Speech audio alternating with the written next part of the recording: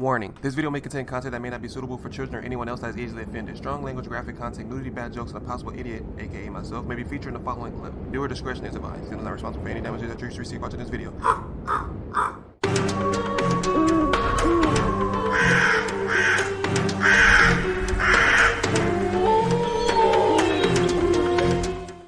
Hey, what's up, y'all? It's Zemps, and welcome to another reaction video. Today we're going to be watching A Tube Sock Killer by Mrballen. If you guys haven't already, be sure you swoop down to the description box, hit that link, and go follow my boy and watch the video in its entirety while I'm pausing and stopping through the whole thing. The video was recommended to me by Zom Plays. Thank you so much for this. But also, King Appearing, I haven't forgot about the This Chat Room Kills You. Travis, I haven't forgot about the Let Me Scare You. And the New York Kid, I haven't forgot about the NASA one as well. Those are coming up, so don't think I forgot. I'm still working through the list. But yeah, if you guys haven't already, be sure you go stop by and go check out the last reaction video of the Russian Death March. Man, that's probably one of my favorite stories so far that has been on Mrballen's channel. It was creepy. The ending was left with many questions, man. It was creepy. I don't know how half of those people died. We don't know. We suspected it to be radiation of some sort or some government trying to like test a lab facility. I don't want to give it away, but go make sure you go check that out, man. Leave a link somewhere at the top of the screen.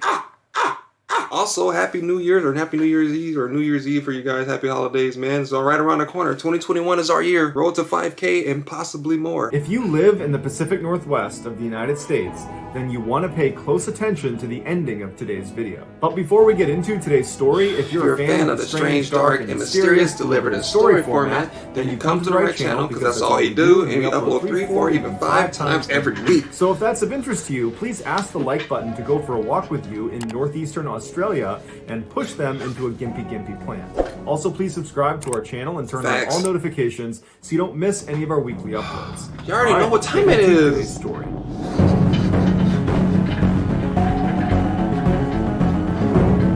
Oh, mommy is in the trees. She died. In 1985, 36-year-old Michael Reamer was a roofer in Tacoma, Washington, and his boss described him as being a work hard, play hard type of guy. In the winter months, when there really wasn't any roofing to be done, Mike would supplement his income by trapping coyote, mink, and muskrat in the forest that butted up against the Nisqually River, which was an 80-mile stretch that ran right near his home. Speaking of coyotes, coyotes used to be one of the animals I would like to have as a pet. Oh, excuse me, considered like wild animals. I've always wanted a raccoon, always wanted a coyote, and I always wanted a fox. Those are the only 3 that I always wanted. If anybody can tell me how I can get those, contact your boy. Most of the traps Mike would set would be far away from any actual trail, because wherever there was a trail, you would have human foot traffic, and that would scare away the animals that you're trying to catch. Sounds about right. And so as a result, he would place his traps in very remote, isolated sections of the forest, which meant he needed to know where those sections were. And so over the 15 years he spent trapping in this forest, he got really, really good at navigating it. It was like he had a map in his head of where everything was in this forest. Plus, Mike was already an avid outdoorsman, and so navigating a forest and being out in the wild was something that just kind of came naturally to him. Mike's girlfriend was a 21-year-old woman named Diana Robertson, and they had a 2-year-old daughter named Crystal. Mike and Diana had a rocky relationship, to say the least. In fact, in October of that year, Diana had filed a restraining order against Mike after he had kicked in the door and thrown her to the ground. Mike also always carried a gun on him, and he had a very quick temper. But despite their significant relationship issues... Red flag. He buzzed down the door and threw her to the ground? Jeez. What did she do? Not a flash.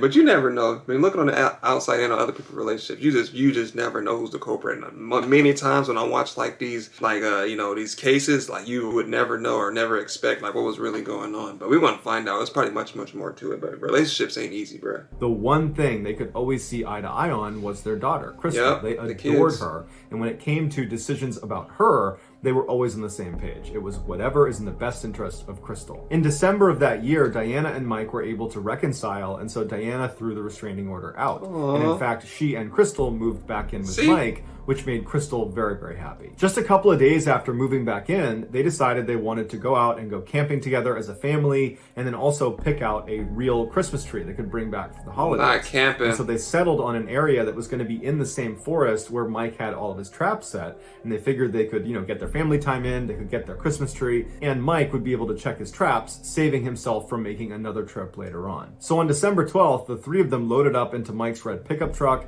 and they drove the 30 minutes down towards Nisqually River, where there was this logging road that Mike would use to park his truck and then walk in to check his traps. So Mike pulls over on the side of the road, they all hop out, and Mike leads the way right into the middle of the woods. There's no trail. Mike is just bringing them to an area where, one, his traps will be, and two, he thinks is suitable for camping and for looking for a Christmas tree. Later. But why would he bring them the people where the traps are? Wouldn't that be like considered dangerous, especially if you got a daughter with you? Like she might want to walk around and play in the snow and stuff like that. Why would you set traps around the area? Or maybe he just took them to where it might be safe to kind of like ward off like predators or something in the area, so the traps will kind of like stop them from coming in to get them possibly. But that's kind of suspicious. I'm starting to get like a killer vibe from him. Later that afternoon, Crystal was spotted walking around a parking lot of a Kmart 20 miles away from where Mike had parked the car near Nisqually River.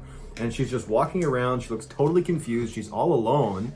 And the employees of the Kmart are looking out and they see this girl and they're all watching, waiting for, her parents or a guardian or someone to walk over and show that they are with this girl. But after a couple of minutes, when no one does that, one of the employees goes out and tries to talk to her. And this employee would say when she talked to the girl, she kept looking over her shoulder and she was just terrified the whole time. And so this employee asked her, what's your name? And she didn't say anything. She asked her, where are you coming from? Where are your parents? Who's looking after you? And to all the questions she was asked, she didn't say anything. She just looked terrified and was looking over her shoulder. And so this employee brings the girl back inside and they call the police. And so the police show up and they ask the girl the same questions that the employees have been asking her, and the girl's still not speaking. And so after they made an announcement inside to say, hey, is anybody in here the parent or guardian of this child? And no one came forward. They said, okay, well, we have no other choice, but we're gonna have to move her to temporary foster care. So 20 miles away. So that either means one or two things. Either the mom killed the dude and dropped him off, or her parents got killed and the serial killer dropped her off, or the dad killed the mom and dropped her off, or she just magically appeared 20 miles away. But ain't no little kid walking on 20 miles. I'm a grown man and I can barely walk 12, so there's no way she's not walking 20 miles. I'm curious. I wonder why they call him the tube sock killer. Is he gonna kill him with a sock like on some Mick Foley WWE or WWF type stuff? So they move her to a foster home, and then they put an ad out in the newspaper that day with a picture of her, basically saying, if you know me, contact this number. 2 days later, Crystal's maternal grandmother would see the picture in the newspaper, and the ad did not have a description of, how she was discovered. It just said she had been found at this particular Kmart, and if you know who she is, please contact this number. Even without the details, the grandmother knows something has gone wrong, because there's no reason in the world those two parents would abandon their beloved Crystal. And so she calls Diana, she calls Mike, they don't pick up the phone. That's when she calls the number and she says, what's going on? I'm her grandmother, where is she? The police tell her to go to the foster home and they will meet her there and they're gonna talk about what happened. So the grandmother flies to the foster home and she arrives there before the police. It's getting dark. She goes inside and Crystal is so happy to see her. It's the first time Crystal has really broken out of that kind of catatonic state she had been in ever since she was found at the Kmart. And so she runs up to her grandmother, they have this reunion, and the grandmother's so happy to see Crystal, but she's also thinking, where are your parents? Where are Diana and Mike? And so she asks Crystal, where are they, honey? Where is your mom? Where's your dad? And Crystal would speak to her grandmother and she would say, Mommy's in the trees. Her grandmother didn't know what this meant, and so she tried to ask clarifying questions. Bro, that just gave me chills over my body. Mommy's in the trees. Hanging from a tree? Or she's in the bushes? Or like, I don't know, that's kind of scary. I mean, she's seen whatever happened, but I don't think she's too young to put the pieces together. I think to know that her mom is dead. Because the mom or the grandmother probably realized she was dead after she said mom is in the trees. Or mommy's in the trees. Yeah, that's scary. I don't know why I got that image of my head of looking up and just seeing the mom. Like, oh my gosh, I couldn't imagine, man. Poor girl. I hope I don't think she will forget, but I would hope she would remember something like this. But Crystal was not very verbal. She was not able to articulate more than what she was saying, so she just kept repeating it, saying, Mommy's in the trees, Mommy's in the trees. And so then the police show up and the grandmother turns to them and she says, where are her parents? Where are Mike and Diana? And the police turn to her and they're like, we don't know. We found her abandoned in this parking lot and she wasn't speaking and no one knew anything about her. And so until right now, we didn't even know her parents' names. Do you have any idea where they might be? And the grandmother's like, I have no idea. I mean, I'm just learning about all of this stuff now. But when I came over here, Crystal said to me, Mommy's in the trees. And you know, she's not very verbal, so she can't explain much more than that. But she just kept saying, Mommy's in the trees. And I know Mike liked to go camping in this one area near the Nisqually River. He keeps traps out near the edge of the water. He catches some small animals out there. So I know he goes out there and goes camping. And so maybe that's what Crystal's referencing, that they were in the trees. So they were in that forest over there. The grandmother also gave the police the address to Mike's house, and the police use that information to launch their search for the parents. And so the first place they go is Mike's house, and all the lights are off, the door is locked, and his red pickup truck, because the grandmother said he drove a red pickup truck, his red pickup truck is not there. And so they go out of his house, they're not there, and they begin flying a plane not only over Tacoma, which is the area where they were living, but also over that forest that was right up against the Nisqually River. And as they're flying, they're looking for campsites that could potentially be Mike and Diana, but they're also looking for the red pickup truck, which is fairly distinctive. And after a couple of days of flying all over the forest and looking around the side streets and putting people in the forest walking on foot, they couldn't find anything, and they turned the search off. And they would tell the grandmother and the rest of the family on Diana's and Mike's side that they really just needed to wait for more information to come in, because this is wild. Like, there's not enough to go on, because I'm confused too. I know they had a rocky relationship, but he really didn't mention too much about the relationship. Besides, they had differences. She had a restraining order, but she threw the restraining order out. But she ended up getting back together with him. But then they went camping and then they disappeared, and the daughter winds up at Kmart. So I don't know if she dropped the restraining order because he probably threatened to kill her or harm the daughter and she dropped it, or they actually did rekindle and somebody was probably jealous that she got back with them and didn't date the other guy, kind of like when lovers kill, like that kind of thing. Like somebody was deeply in love with her and she got back with this guy, so they killed both of them. Like, you know, if I can't have you, nobody can type deal. But I'm lost. I'm stumped for like the first time in one of his videos. Like I can't really pinpoint on what I think is going on. They couldn't just spend an indefinite amount of time scanning a fairly large area. They have all of Tacoma and this huge forest. And so everyone just had to wait. 2 months later, a man and his dog were out walking on this logging road that was about 10 miles away from the Nisqually River and 30 miles away from the Kmart where Crystal was found. And they're walking on this road and they see way off in the distance there's this truck that's pulled over to the side of this road. And even from a distance, they can tell it's covered in snow. But it hasn't snowed recently. There's snow on the ground, but the amount of snow that is on this truck indicates it's been sitting here for quite a while. And so as they get closer to the truck, this man is looking around, seeing if maybe the owner is nearby, even though it seemed unlikely given the fact that it looks like it's been sitting here a while. And so after he stands there for a minute looking around, feeling pretty confident there's no one in the area, he brushes the snow off the passenger side window and he looks inside, and he doesn't see anything at first, but he notices on the passenger front seat there's a significant amount of blood on the seat, or what appears to be blood. And this startles the guy, so he backs up from it, and he and his dog very quickly leave this area because they're in this kind of desolate, logging road. He's pretty isolated, and so he gets out of there as quickly as he can, and when he gets to a phone, he calls the police. Police show up and they brush the rest of the snow off, and they find it is a red pickup truck. It's Mike's red pickup truck. Mike and Diana's case had been very big news in the area when it happened, and the news had really not gone away. People were out there looking for this couple. And so as soon as they saw this was Mike's truck, they start fanning out and searching the area, seeing if they can find any other clues about what happened to Mike and Diana. And very quickly, they discovered Diana's body. She was located not far from the red truck, just barely off the road in the forest. She was under several inches of snow, and she had been stabbed 17 times, and there was a tube sock wrapped around her neck. There was no sign of Mike, but once they got inside the truck, there was a manila folder that had been tucked up on the dashboard that just said, "I love you, Diana." When police showed that message to Diana's family, they all said, that looks like Mike's handwriting. He used to send us handwritten Christmas cards, and that looks exactly the way he writes. As for the blood that was on the passenger seat inside the truck, it had been sitting out for too long, so they weren't able to determine whose blood it was, but they were able to determine it was human. So between the blood on the front seat, the note that was left on the dashboard, the personal furious nature of the way in which Diana was killed, combined with Mike's history of violence and his disappearance, because he's not here anymore, that all made it seem an awful lot like Mike was the guy that did this. In fact, this made for a very tidy ending to a mystery that had actually started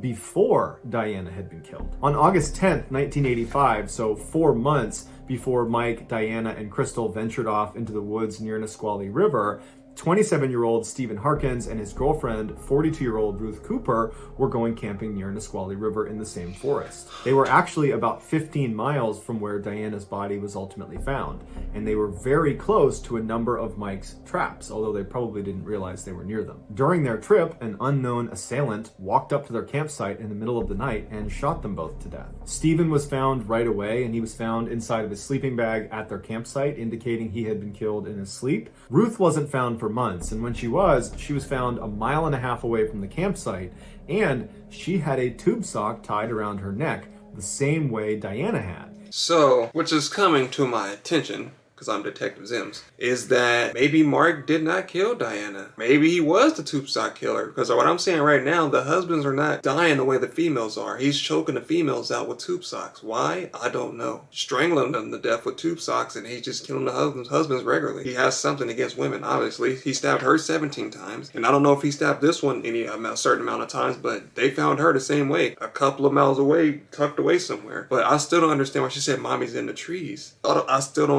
understand that part. Maybe she was there when she got attacked and he pulled her into the tree line, you know what I'm saying? And then came back out and kind of took her and dropped her off somewhere. But let me know down in the comment section what you think. And the knot that was used on the tube sock was even the same as the knot used on Diana's tube sock. So the similarity was just too much to overlook. And so to the police, they're thinking Mike has to be the guy in both of these cases.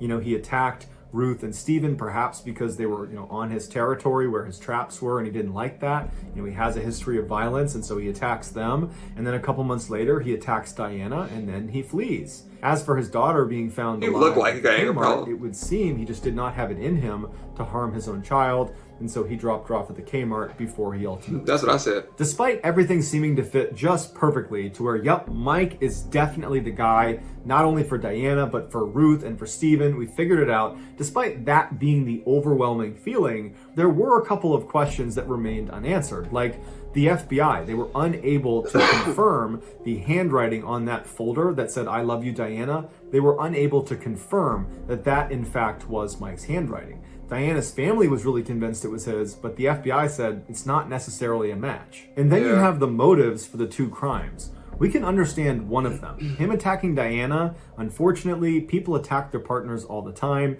and so we can understand that. We can rationalize that. Dang, what happened? For him to attack Ruth and Stephen, two total strangers, because they encroached on your land, even though it's not your land, it's public land, and you just happen to put your traps out there, that didn't seem like a strong enough reason for him to want to kill them. But the circumstantial evidence was overwhelmingly pointing at Mike being the guy. You have the fact that he's this violent guy with a history of domestic abuse. Facts. He knows this area well where both crimes were committed. You have the tube sock tied around Diana the same way it's tied around Ruth. It just had to be Mike.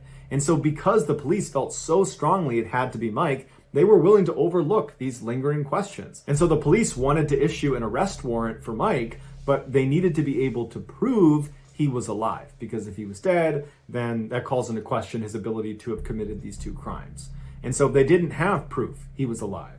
And so very quickly, this story faded out of the headlines because basically everybody believed Mike had done it. But where is he? Run off somewhere, and maybe someday we'll figure out where he went and we'll bring him to justice. But until then, we know he's the guy. For years, no one heard from Mike, no one saw Mike. It was like he had just totally vanished. Crystal was raised by relatives, and many of the detectives that were working on these cases eventually retired or moved on. Then, 25 years later, in March of 2011, a hiker was walking through the forest near the Nisqually River, about 1 mile from where Diana's body was found, and they would stumble upon a piece of a human skull. She calls the police show up, they search the area, and they discover another bone, a human jawbone.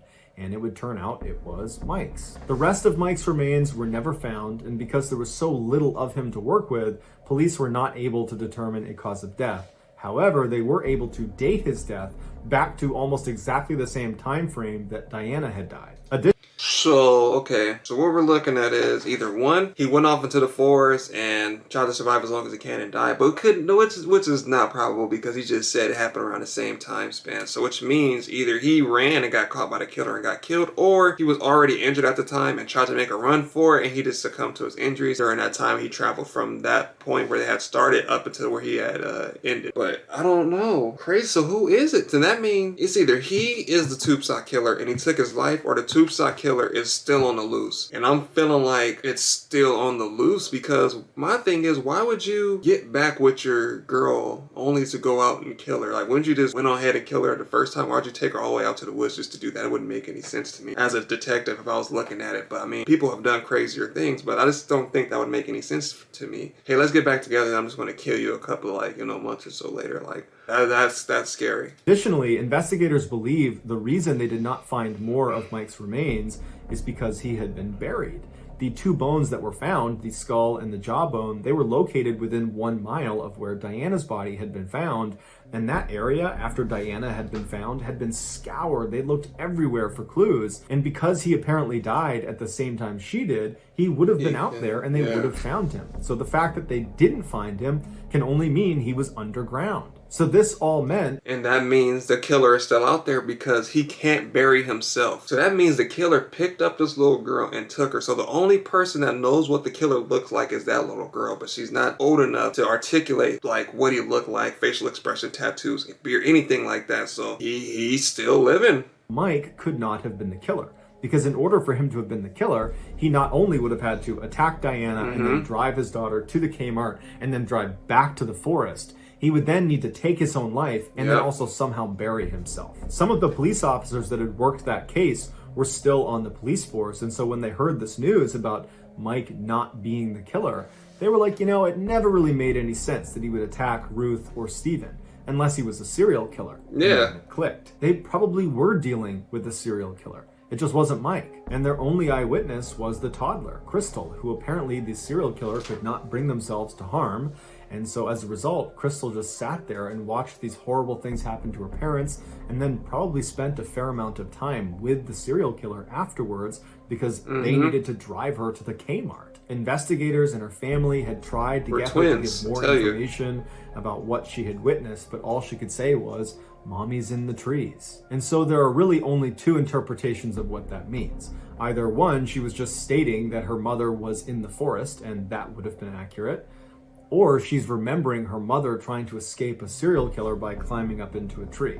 Or she's remembering what the serial killer had told her when her mom asked where her mom was, and the killer said, "Oh, she's in the trees." Or maybe even that she was in the tree with her mother as they both were trying to escape a serial killer with a knife. So when the police have this revelation that Mike was not the killer, that in fact it was probably a serial killer, and we know nothing about this serial killer besides what Crystal had to say as a toddler, and that didn't provide any sort of real clarity on who this person was or what their MO was. They went back and looked at all the unsolved murders in the Pacific Northwest, specifically around this forest. They discovered that in addition to Mike and Diana and Ruth and Steven, there were 4 other sets of couples that were killed in and around this forest, and all of them bared striking resemblances to one another. The most recent attack that is associated with the tube sock killer occurred in 2006, but the reality is police don't really know anything about the tube sock killer. All they know is that they're probably in the Pacific Northwest, and they are definitely still at large. So that's going to do it, guys. If you found the secret in today's episode, let us know in the comments what it is and where you found it. So give us the timestamp, and if you're the first to do that, we will pin you at the top of the comments section. If you enjoyed today's video and you haven't done this already, please go on a walk with the like button in northeastern Australia and push them into a Gimpy plan. Also, please subscribe to our channel and turn on all notifications so you don't miss any of our weekly 3, 4, even 5 video uploads. Every week. If you want to get in touch with me, you can direct message me on Instagram or on Twitter. My username for both platforms is the same. It's just JohnBallen416. I also have a ton of content over on TikTok where my username is Mrballen. If you have a story suggestion, please submit it to our subreddit just called Mrballen. It's linked in the description below. So whether I see you on Instagram, Twitter, TikTok, Reddit, YouTube, or some combination, just know that I really appreciate your support. And until next time, that's going to do it.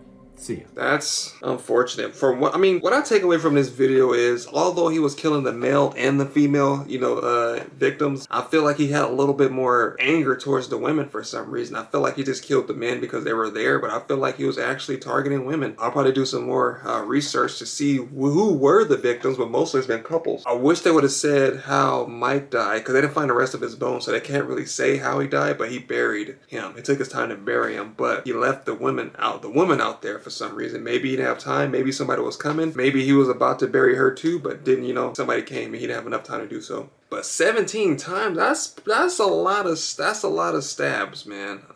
It's personal. I just feel like he has some kind of connection with women. Maybe he had a bad mother or bad upbringing or something, and he had some kind of heart, I guess, to not kill the toddler, because he could have easily did that, but he didn't. I would have said, like, he dropped her off 20 miles at the Kmart. Is there footage? Did any truck pass us, like, these cameras on the way there? Did you see any suspicious vehicles? Did you see a car with a girl on the inside when it was driving by? You know what I'm saying? Go back and check the cameras. I would have thought they would have checked, like, street cameras and stuff like that, but back then I don't know if they had street cameras, but it wasn't that long ago, so they should have, right? This was a really good video, man. Zon Plays, thank you for recommending it to me. Tube sock killer. So he strangled people to death. So I don't know if he stabbed them and then strangled them, or he just killed them and then put the tube sock around her neck, because he said he shot the other two, right? And then they found the tube sock around the girl's neck, and then he stabbed her 17 times and then found the tube sock around a girl's neck. So I'm thinking he's killing them, and he ties a tube sock around them, like signature, like, okay, it was me. Make sure you know it was me. Like, he's kind of taking credit for it. Like, he doesn't want anybody else taking credit for what he's done. Tube sock is his title, his image. Like, man, he's still out there on the loose. Maybe he's dead. There hasn't been any more tube sock killings. Maybe he passed away. You never know. Maybe it's somebody you may know. Stay away from that camping area too. I wouldn't even want to go back over there. But again, thank you guys for watching, and I'll see you guys next time.